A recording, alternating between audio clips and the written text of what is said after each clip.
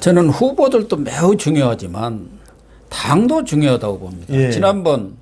지난해 4.15 총선을 보면은 무슨 그렇죠. 개최기도 만들고 그래갖고 황교안 대표가 뭔가 좀 카드를 예. 내놓을 줄 알았더니 완전 허당에 아무것도 준비된 게 없더라고요. 나중에 결과적으로 보니까. 그냥 맨몸으로 아이고 우리 국민들이 알아서 찍어주겠지 문재인 싫으니까. 지금도 재보선 대책위원회가 TK 대구 서구 출신 김성원 의원이 맡고 있는데 과연 이 사람이 맞는 게 옳은 건지도 물론 의문이고, 여권은 아주 치밀한 지금 준비에 들어가 있는 것으로 저는 파악하고 있습니다. 제가 취재한 바로는 뭐 조직이나 뭐 자금은 말할 것도 없고 돈 이제 막 뿌려 댈 거 아닙니까? 또 백신 갖다 맞출 거고.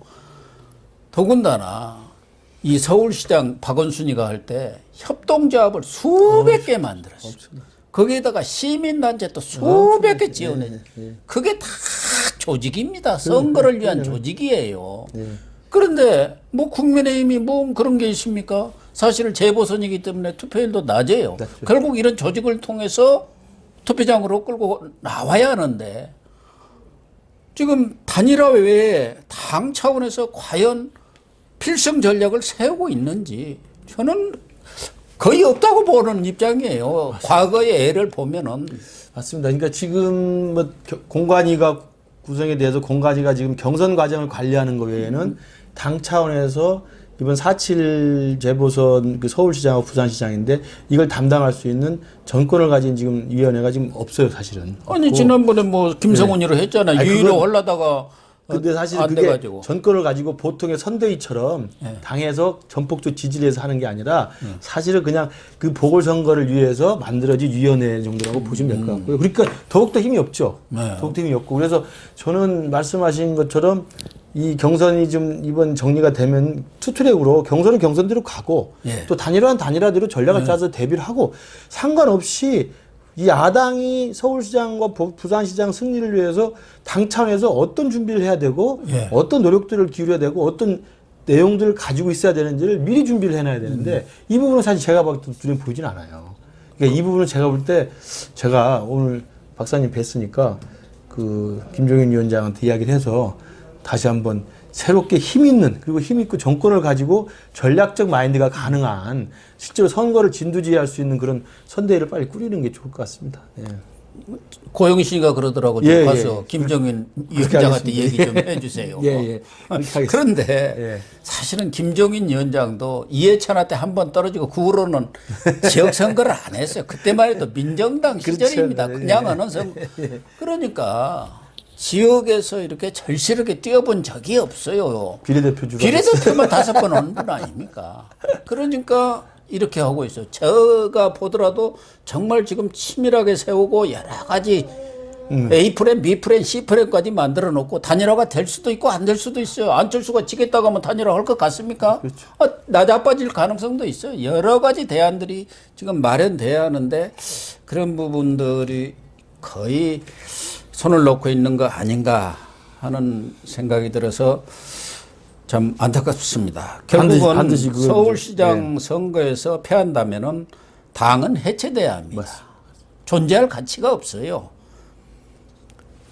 그런 절박감이 있어야 하는데 그런 절박감들도 좀 부족한 것 같고, 이 금태섭 전 의원은 안철수와 단일화가 이루어져서 자기한테 이루어지면은 신당을 추진하겠다. 그리고 야권의 정계 개편은 필연적이다. 이런 얘기들을 했더라고요. 제가 얼핏 듣기로는 지금 안철수라든가 이 뒤에서 멘토랄까 뭐 이렇게 정치적 조언을 하는 가장 큰 그룹이 김무성 전 대표라든가 이런 분들 아닙니까?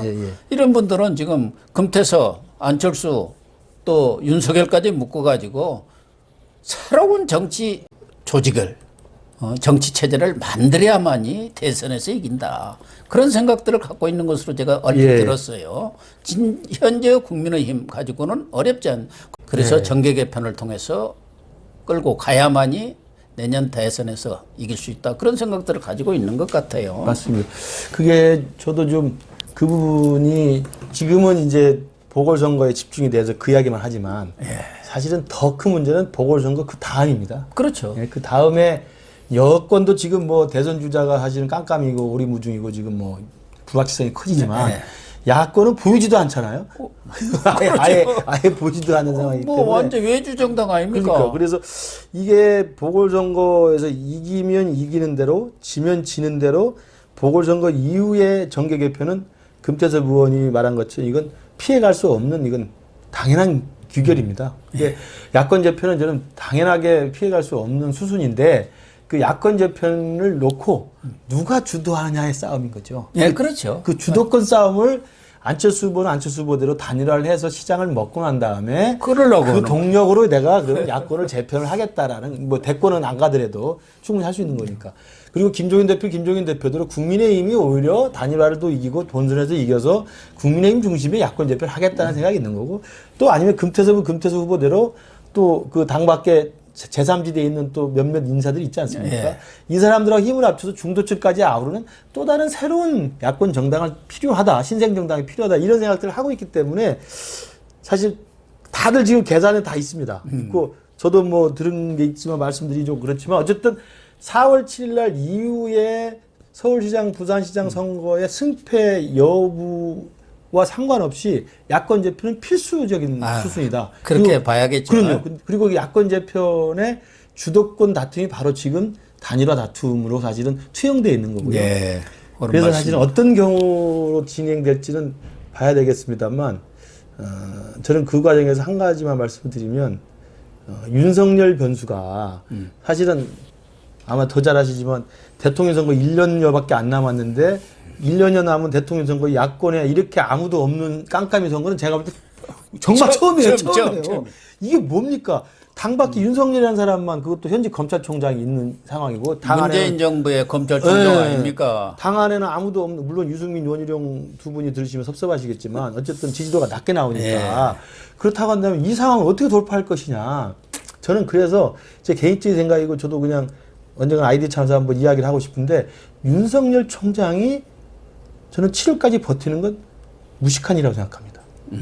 윤석열 총장이 7월까지 임기를 채우고 나오겠다는 것은 그냥 임기 채우고 검찰총장만 살아있는 권력을 향해서 내가 중립성을 지키고 나왔다는 걸로 끝나는 거지.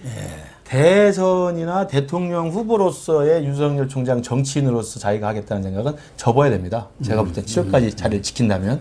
그래서 정말 야권 재편에도 가장 큰 변수이고 야권 재편이라는 게 결국은 가장 강력한 후보 중심으로 재편될 수밖에 없거든요. 그렇죠. 예. 그러면 지금까지 가장 강력하게 지금 거론되고 있는 윤석열 총장이 7월까지 버티는 거 말고 저는 3월 6일은 나와서 4월 보궐선거의 역할을 해야 됩니다. 그래야만 정치인으로 변신할 수 있고 그래야만 그게 서울시장, 부산시장을 이기든 지든 자신의 정치력을 검증받을 수 있고 그래야만 자기 주도의 야권 재편을 시동을 걸 수가 있어요. 예. 이야기를 뭐 제가 직접 하지 못해서 그런데 고영신 TV를 꼭 봤으면 좋겠는데. 우리 TV를 열심히 본다고 제가 들었습니다. 그래서 윤석열 총장은 제가 볼 때 3월 달에는 반드시 나와서 그러면 서울시장, 부산시장 우리 야권 후보가 결정될 거 아닙니까? 그 후보들 손잡고 유세 다녀야 됩니다. 그게 정치인 윤석열이죠. 7월까지 버티는 거 그냥 검사 윤석열로 끝나는 겁니다. 검사 윤석열로 끝날 건지 정치인 윤석열을 할 것인지 저도 서울시장 도전했습니다. 꼭 도전해 보세요. 김 교수님의 충언이랄까 고언. 예. 아니 뭐 야권이 그래야 살 수 있습니다. 예, 윤석열 총장이 만약 정치에 뜻이 있다면은 심각하게 고려해야 할 만한 사항이라고 생각을 하고요. 그건 그렇고 금태섭 전 의원이나 우리 김구식 교수도 원래 안철수 쪽에 같이 동지랄까 같이 정치화에 힘을 보탰던 사람들인데 지금은 완전히 갈라선 겁니까? 아니면은 뭐 각자 도생의 길을 한 뒤에 합치기로 한 겁니까? 아니죠. 뭐 이제 시간이 지나고 각자 큰 거죠. 각자 큰 거고 이제 금태섭 후보도 2012년에 그때 공평동 진신 캠프에 있었고 저도 그때 2012년에 진신 캠프에 있었고 그다음에 이제 금태섭 후보는 이제 새정치민주연합 때 민주당에 같이 들어가서 그렇죠. 그 2015년에 이제 민주당을 탈당할 때 그대로 민주당이 남았었고 저랑 안철수 대표는 이제 나와서 국민의당을 창당해서 같이 했고요. 그러니까 그건 안철수 대표와의 개인적 인연이 같이 있었던 건 중도 정치 그리고 온건하고 합리적이고 실력이 있는 정치 세력이라고 하는 그런 공통의 가치를 그 세 명이 뜻을 함께 했다는 의미이고요.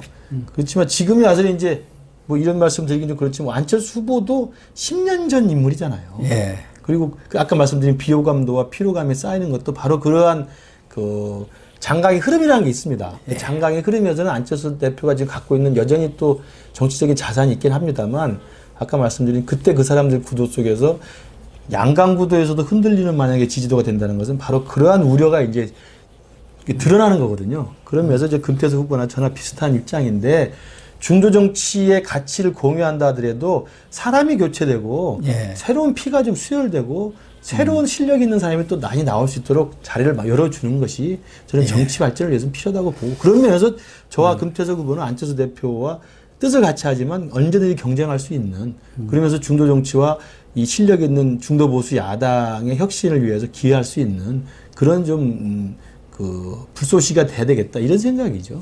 네, 알겠습니다. 또 부산 쪽을 얘기 한마디 안 하고 가면은 섭섭할 수도 부산은 있기 잘 때문에 모릅니다만 지금 그동안은 부산은 야권이 훨씬 우세한 걸로 이렇게 알려졌다가 얼마 전에는 부산 민심이 심상치 않다, 디비졌다, 뭐 그쪽 이야기로 그래가지고 김종인 비대위원장도 부랴부랴 내려가서 가덕도 뭐 신공항 얘기도 하고 해저 터널까지 이렇게 얘기를 했습니다만은 그저께 나온 리얼미터 여론조사를 보니까 박형준 지금 전 교수죠. 아니, 정 교수가 아니라 지금 현재도 교수죠. 박형준 교수 국민의힘에 28% 야당 쪽 아닙니까? 그리고 민주당의 김영춘 전 국회 사무총장 전 해수부 장관이죠. 15.3%로 뭐 거의 배 정도 오차 범위를 벗어나서 한참 앞서는 걸로 나와 있고 또 야권 후보들을 전체 지지율을 합해보니까 여권 후보의 한 배로 높더라는 거예요. 그래서 부산 민심은 그렇게 편한 것 아니다. 오히려 여권에서 일종의 영어로 말하면 브라핑을 해가지고 이게 마치 부산 민심이 변한 것처럼 하는 건데 그렇지는 않다. 뭐 이런 얘기도 있고 뭐 왔다 갔다 하는데 어떻게 보세요? 저도 부산시장 선거는 야당이 저는 이길 거라고 봅니다. 야당이 이길 거라고 보는데 왜냐하면 이제 민심 자체가 전반적으로 문재인 정권에 대한 이제 반감이 많고 특히나 부산 지역의 그 불만들이 더 크기 때문에 저는 부산시장은 당연히 가져올 거라고 보는데요.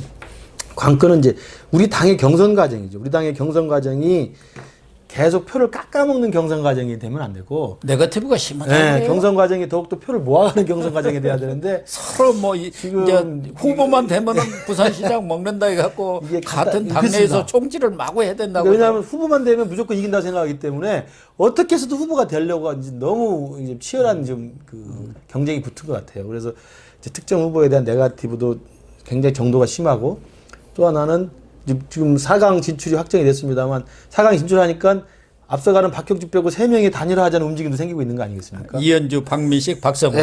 이것도 사실 간단치 않은 구도입니다. 그러네요. 이게 사실은 그 단일화에서 한 명하고 또 1대1로 붙어가지고 뒤집어 엎는 건 우리 정치사에서 많이 봤기 때문에 많죠. 그 부분도 어떻게 될지 모르는 것이어서 앞서가는 박형준 후보는 매일매일 정말 침이 마르겠지만 피가 마르겠지만 이 구도가 어쨌든 뭐 많은 사람 관심 끄고 흥행을 가져가지고 뭐 경선 후보를 잘 뽑으면 되는데 제발 우리 당의 경선 과정이 표를 모아가고 합쳐가는 과정이야지 표가 빠져나가고 표가 흩어지는 과정으로 돼서는 안 된다. 저는 그 말씀을 꼭 드리고 싶고 왜냐하면 경선만 잘 돼서 후보가 나오면 그 후보가 어떤 후보든 간에 사실 이길 수 있습니다. 그래서 그렇죠. 경선의 과정을 조금 더 잘 관리해야 된다. 그리고 경선에 임하는 우리 4명의 본선 후보들께서 나 아니면 안 된다는 생각보다는 항상 당이 우선이고 선당 후사고 그다음에 우리 당의 승리가 더 중요하고 내년에 정권 교체가 훨씬 더 중요하기 때문에 그 교두보를 깐다는 생각으로 좀 자중자애해 주시기를 저는 개인적으로 부탁을 드립니다. 네. 아주 좋은 말씀이고요. 뭐 후보라든가 당도 준비를 철저히 하고 많은 노력을 해야겠지만 우리 시민들 또 투표를 하는 유권자들도 이번 재보선 선거의 의미를 정말 절실히 느끼고 후회하지 않는 그런 투표 지금 선택을 해야 하는 것 아닌가. 그게 가장 중요할 것 같습니다. 지난해 총선 때 투표하고 지금 얼마나 많은 사람이 후회하고 있습니까? 그러니까요. 제발 후회하지 않는 투표를 하시기 바랍니다. 네, 그러면은 재보선 얘기는 여기서 마무리를 짓고요. 네. 다음은 한미 남북 관계 전망에 대해서 얘기를 하겠는데요. 목이 마르니까 물을 한 잔 마신 뒤에 하겠습니다. 네.